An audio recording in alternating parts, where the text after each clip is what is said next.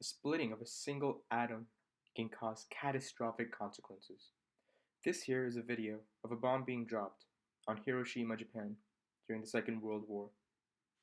Hey guys, welcome back to another video where I'll be discussing nuclear energy. If you remember the last video, we discussed the science behind nuclear energy and how these processes work. Well, I didn't watch the last video. How do they work, human? It's a wonderful question, Mr. Alien. A nucleus is held together through many different forces, and these forces form a bond that holds the nucleus together.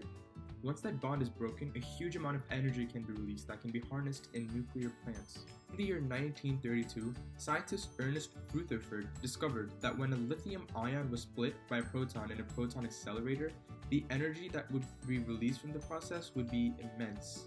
After this discovery, there were many scientists such as Otto Hahn or Fritz Strassmann that conducted experiments with fission and discovered that the complete rupture of a nucleus would amount in a lot more energy and be much better for chain reactions than just a small change in the atom. And the discovery of these chain reactions led to the first man-made reactor, Chicago Pile 1.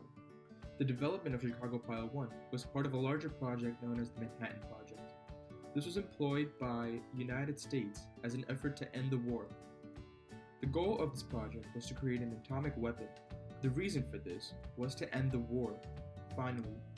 After a long battle, the Japanese were refusing to give up, and the United States felt that the only way to finally end the war was dropping a bomb on the cities of Japan. And as we all know, this did end the war. On August 6, 1945, an atomic bomb was dropped in the city of Hiroshima, Japan, and soon afterwards in Nagasaki.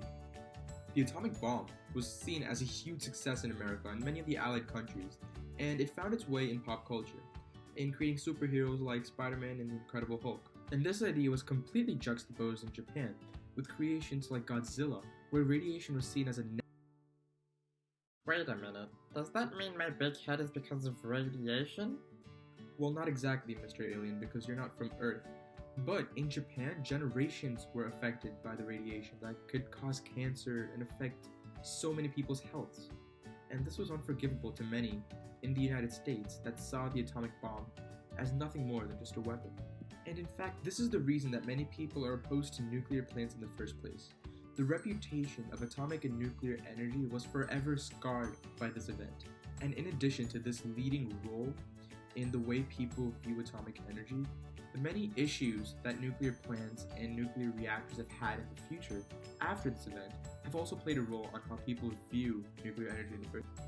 Seeing the way that atomic energy had found its way into the military and in naval operations, people began to see the safety risks with nuclear energy, and as a result, 63 plants were already canceled. Of the other accidents that happened, the biggest one would be 3 Mile Island. This incident started when a pressure valve in the Unit 2 reactor failed to close. This led to a contamination into the cooling water system that led the core of the reactor to overheat. Even then, this problem could have been diverted if it wasn't for human interference.